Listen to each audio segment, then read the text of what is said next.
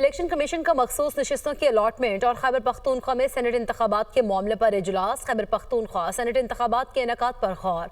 मखसूस नशिस्तों की अलॉटमेंट का मामला एजेंडे में शामिल। इलेक्शन कमीशन इजलास में चीफ इलेक्शन कमिश्नर, मेंबरान और मुतालिका विंग्स के हुकाम शरीक। इजलास में पेशावर हाई कोर्ट में सेनेट इलेक्शन से मुतालिक समात पर गौर होगा। इसी पर बात करेंगे।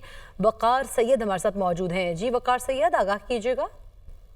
जी बिल्कुल, इलेक्शन कमीशन में इस वक्त जो आला सतही एक इजलास जारी है जिसमें जो मखसूस नशिस्तें हैं और इसके अलावा खैबर पख्तूनख्वा से जो सेनेट के इंतखाबात हैं जो मार्च में होना थे लेकिन वो नहीं हो सके थे, तो वो मामला भी ज़ेर गौर है। और इसके अलावा इलेक्शन कमीशन जो है वो पेशावर हाई कोर्ट में जो हालिया पटिशन है खैबर पख्तूनख्वा हुकूमत की उससे मुतालिक और इसके अलावा जो मखसूस नशिस्तों से मुतालिक जो सुप्रीम कोर्ट का फैसला आया था और उस पर जो रिव्यू थी इलेक्शन कमीशन ऑफ पाकिस्तान की जानिब से, उसके बाद की तमाम सूरत हाल का जो है वो जायजा ले रहा है। जबकि इसी के साथ जो स्पीकर्स की जानिब से जो खतूत लिखे गए थे, जराए का ये कहना है कि एक बार उसको फिर जो है वो ज़ेर गौर लाया जा रहा है।